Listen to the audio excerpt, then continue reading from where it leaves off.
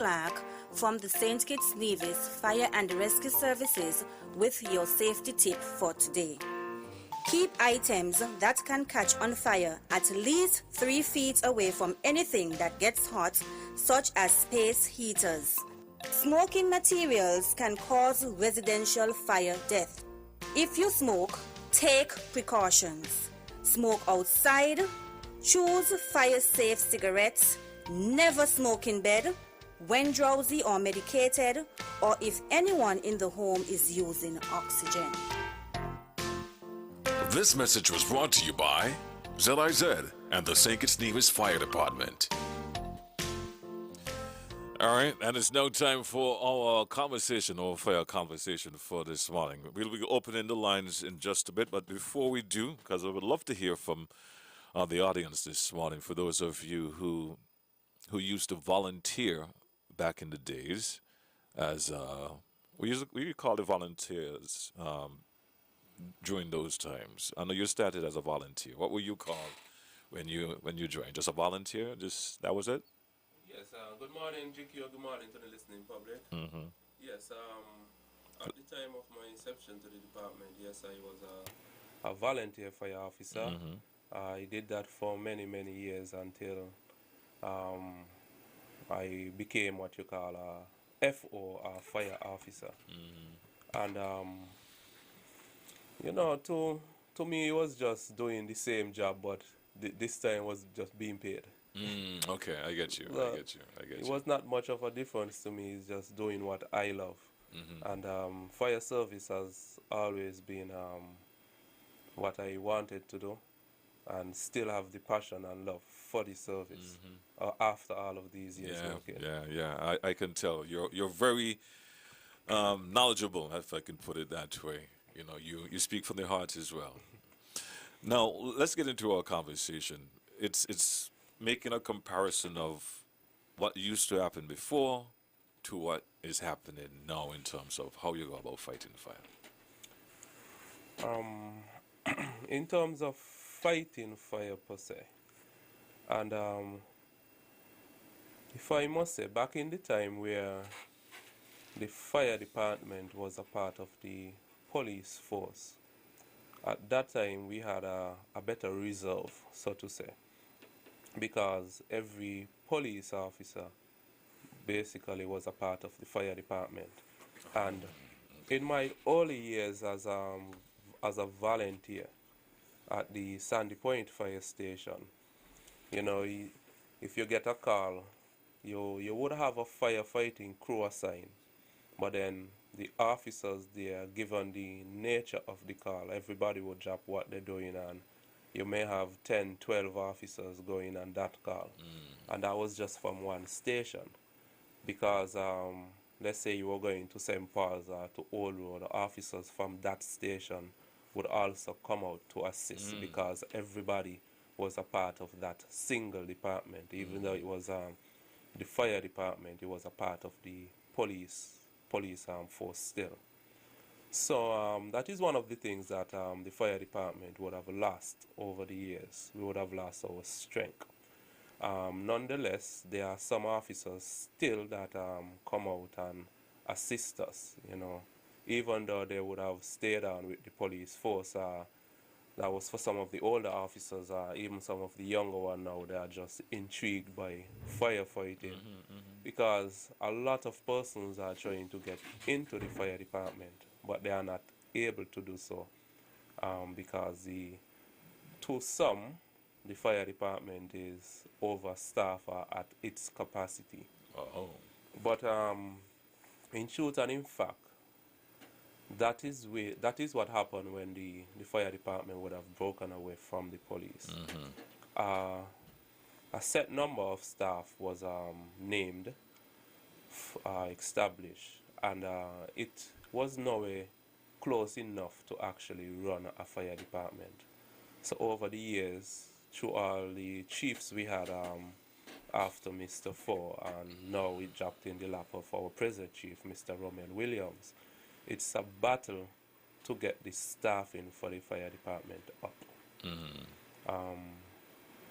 I must say we have just about the most staff we ever had throughout the history of the department, that since the breakaway from the police department. But we are still nowhere close to enough, because let's look at where I work at the Charlestown Fire Station. We run a shift of 4 persons, and that is 4 persons to cover the whole of Nevis, because that's the only municipal station, the only responding station in Nevis. It has to have something major in order to get the airport crew to come out, and the airport crew works at the same staffing of 4. So in Charlestown we are at a staff of 4 per shift, and from that 4, 1 stays back to be the guard. So there are 3 persons on the appliance mainly.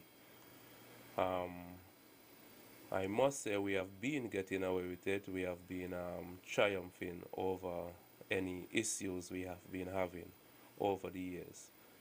That is through the help of volunteers in Nevis, and along with volunteers, I must mention one of the officers in Nevis, Fire Substation Officer Mr. Kenneth Doe, who always comes out once he is called. He is stationed at the airport fire station, but anytime you call him out for a fire, he is very, very reliable. He has resources. He has a brother who works in the public work department, who I now tap into at times, where we need any water truck, if we need a backup for any reason. And the response in Nevis is so quick. Seems like persons are there just waiting for you to call them. So the teamwork we have in Nevis, the team effort, it is very, very good.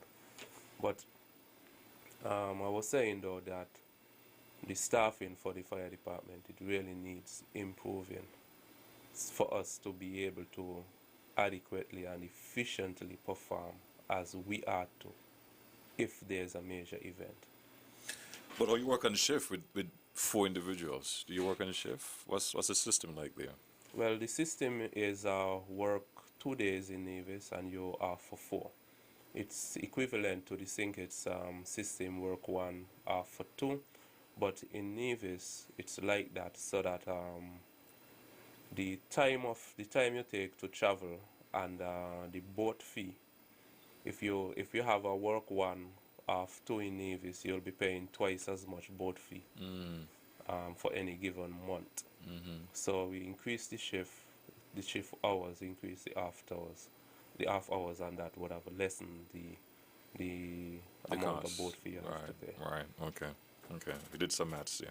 All right. Sorry, I had to ask, but continue. Yeah. So that was it. With our staffing, and over the years, I must say too that we have been blessed in the fire department, again, with moving from the type of appliances we would have had back then. I'm talking about appliances with carry only about 500 gallons of water, 600. But those said appliances were not turbocharged appliances where you could move from point A to point B in a quick time.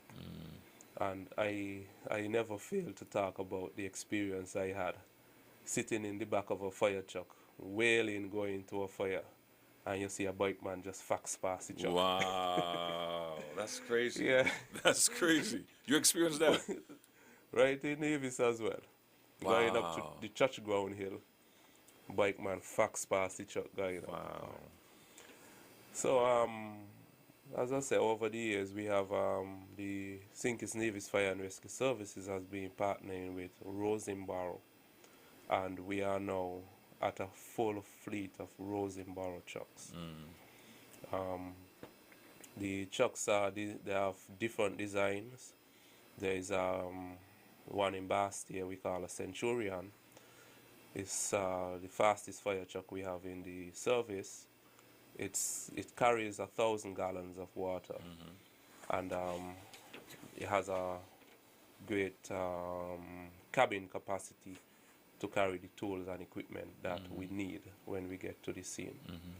There are 2 what we call freight liners in the countryside, Those trucks are a bit smaller.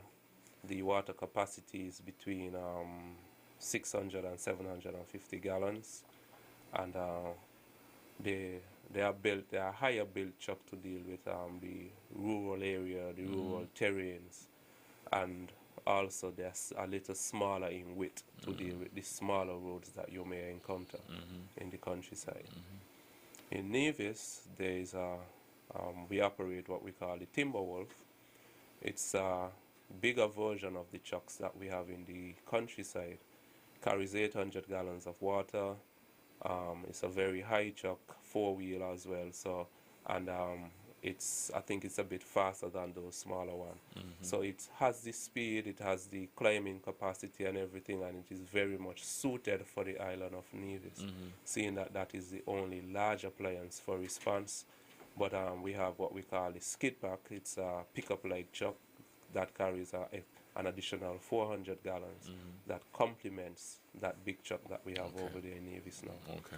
So I think other than when we had the what we call the Carmichael back in the years and some Bedford which were donated to us from the States, this is the only time we actually been operating two appliances at that Charleston station.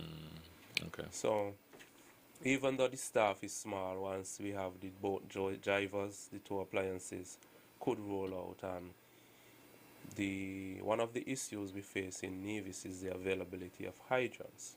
But having the two appliances on scene, that kind of curtail that issue, because you don't have to go anywhere to look for water. Right.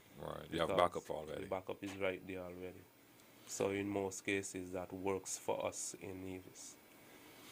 So what would you say would be the biggest improvement? Is the appliance over the years? Yes, the appliance is a very big improvement, and I must speak to the RLB Fire Hall presently.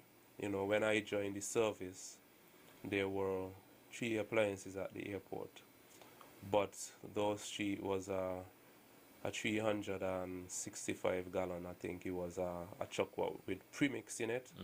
It had the foam and water already mixed. It was a Canadian built truck, along with the next one that held some 1,118 gallons, I think, to be the exact.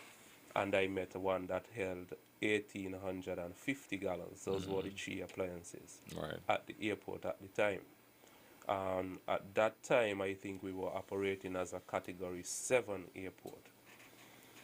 Shortly after that, we received our first 6x6 Panther that came from Rosenboro, carrying 3,000 gallons of water. Wow, big improvement, boy. Yes, that was in 2002, in August of 2002.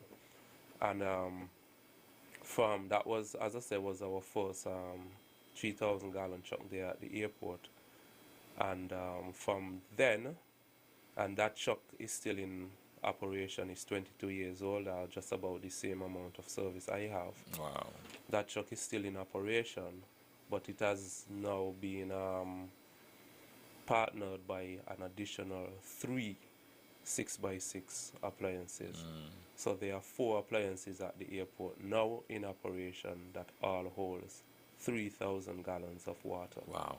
That has improved our airport category. It has improved the firefighting capability that we have, where those smaller trucks, you know, it was all manual movement. You got to press a button here, pull a lever to open something, and then you have to manually guide the turret.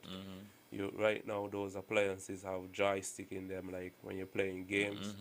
And the chow with the media, the foam or water media, is twice the distance that we were able to get from some of those older trucks. Because where you were doing a chow of about 30 yards, we now do 80 and 90 yards with those new appliances, based on the strength of the pump and the velocity, the flow of the water coming through those turrets. All trucks are functional? All trucks are functional presently. In case of emergency. But it depends on the nature of the emergency as well. However, at the airport, most of the time you don't know what the emergency is until you get into that truck. So whomever is assigned to what appliance, once the alarm goes off, you respond, you go straight to your appliance.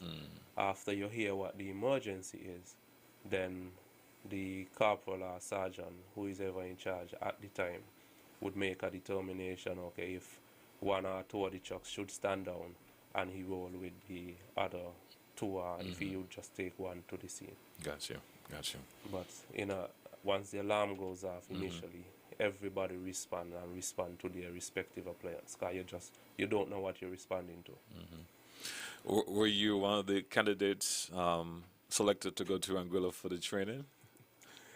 Well, I wouldn't say yeah and I wouldn't say no, because I haven't heard who were selected as yet. Okay. However, it should be that training should be preference to the airport firefighters. Oh, okay. I had my time at the airport. I did 17 years between both airports, but I am now in the municipal firefighting field. The airport is for airport aerodrome officers to bring them up to scratch as to the operation they need to undergo in the event of any aircraft emergency. So if I am left out, I won't feel any way at all, because it should be preference to the airport. Stand by there, my friend. Let's take this call. Good morning. You're live. GQ. Yes, sir. Good Morning. morning. Good morning. What's the name of the fire officer who is there? Mr. Hodge. Mr. Garfield? Clarendale. Cavendale. Okay. I don't think I know that fighter. But myself is an ex-firefighter. My name is Austin Coker. Mr. Coker, this is Carindale Hodge. Carindale from Sandy Point. Oh, okay. And GQ, I am saying this very passionately. Okay? I'm listening. The fire department, in my humble view, the officer stated that they are understaffed, which I know it's a fact, because that is from ever since. That is from ever since, even in my time.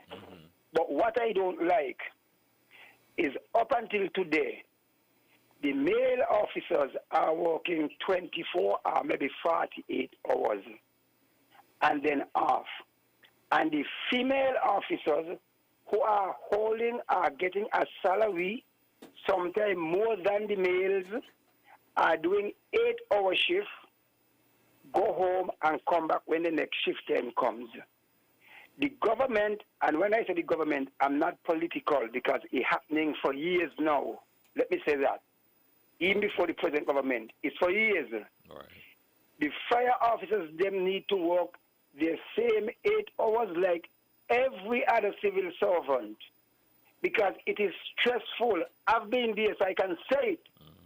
It is stressful for them. Now, somebody may want to call in and say, but they over there sit down, then I do not work. Okay. Send them home. Send Peter Tabernacle and Paul St. Paul's and John Southeast. And when a fire call come in, call them and tell them come back stay quick, because there's a fire at XY point. I don't know if you understand what I'm trying to say. Yeah. They cannot go home. The fire officers, their job is a waiting job. Just like the EMS department, it's a waiting job. If you don't call for the ambulance, we don't go anywhere. And I can say that because I have worked at the EMS department also. Okay. It is a waiting job. And they must be treated fair like anyone else. The firemen them are working too much of long hours. And I mean it from here, Jico. It is time now for some government to take stand and either employ other persons or put them on shift. But at the same time, Jico, you cannot have a shift as a skeleton shift with 5 persons. I'm going to be honest. You must have a guard. So out of the 5, 1 gone. You're left with 4. You got number one man, number two, number three, and the list goes on. The officer can tell you that. The branch man, the man who is going to run the line, the pump operator, and all of these things. So each fire officer has a role to play at the fire scene. When the fire officers go out, I don't know, and you go out with the 5 men or 4 men, and as Mr. Had said, the person who is in charge asks to divide the line. Dividing the line means that at the moment, the fire scene must go, it's going to get out of control. So you divide the line so you could have 2 branch men, one at point A and one at point B. You know what happened now, Jico? Tell me. 2 men from one branch, 2 men from one branch, and the man got to run up, down, and you just tired out the men them. Right, because he's doing double shift, right? Or double work, how you put it? Hello? What do you mean he's now doing double work? Yes, he's doing double work. And then if you come a case where it's a house and you hear a child inside the house, he still has to try and do rescue while one of the person keeping the fire at a minimum blaze. So you're killing the fire officer at a young age. And I'm very serious. Even if the Minister of National Security is listening to me now, he will have to get vexed. Not Chico. GQ, the firemen, them. The gentleman may not want to say it because he might be afraid that when he get back to the station, he might be apprehended by his senior. But it's a fact. I'm not fabricating nothing. I've worked there for almost 20 plus years. And GQ, your father was a fireman, I just remember. And he could tell you that. So they need to do something better for the fire department, man. It is long overdue. And if you ain't going to do that, do not carry down the age down to 62. Carry them down to 55 so they could enjoy something. Because the most of the toxic fumes that they inhale, all kind of gases at a fire, GQ in a good. I'm going to get out of because I'm going to get passionate, GQ. See you. All right, man. All right, Mr. Coker, thank you for your call and thank you for sharing, the life of a firefighter, if I could sum it up like that. However, what I would like to clear up or what I would like to say is about the shift system with the females. While Mr. Samuels was the acting fire chief back then, deputy fire chief, all female officers were placed on a shift. So we don't run a guard system with our fire officers now. All female officers work shift only at it's only for the fire officers per se. All of the females work on the shift. They work the same hours as the male officers presently. But who we have as guard is government auxiliary officers. So those auxiliary officers came to us after COVID and they more or less disbanded the task force. They were distributed to different agencies and the fire department would have gotten a number of them. So those officers they work for a salary without a risk pay. So they don't normally go out with us in the field. So they do the guard hours. And if I must say also, Mr. Coker, over the years, we moved from a 2-shift system where we were working 24 on, 24 off. That would have it was putting us to work some 72 and 96 hours per week. We now do 24 hours, 48 hours per week for 2 weeks, and then on the 3rd week we do the 72 hours. So our hours are up, yes. However, there were improvement to the way we work with the implementation of that 3-shift system for most stations about some 3-4 years ago, and just this year for the Van Samry Fire Hall. Okay. So, just for clarity, that's where we are now. We have just about 5 minutes left. I know we can cover 90% of the things that we plan to talk about this morning. However, though, I do appreciate you at least starting the conversation, and I hope we can hear from more firefighters who used to work in the system, so at least we can get an idea of how it was before to how it is now. We touched base a lot on the appliances. Can we touch base on the equipment used to fight fire in terms of, I have a BA set. Was that something newly implemented or was that something there all the time? Well, the BA set was there all the time, yes, but with over the years it has improved. When I joined the service, the BA set was a heavy tank.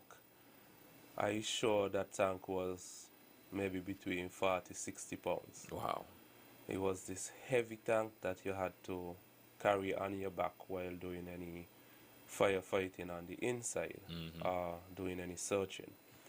But over the years, we have gotten a smaller tank, and which is much lighter, but it holds the same amount of compressed air in it. We moved from just having a BA set with an audible alarm on it to a BA set where there is a voice signature in it where you can actually speak and the person on the outside could hear you a little better. There is a visible alarm a visible alarm device which shows you the capacity of air. Is like a gauge you could see on the inside of that tank, inside of the mask while using it.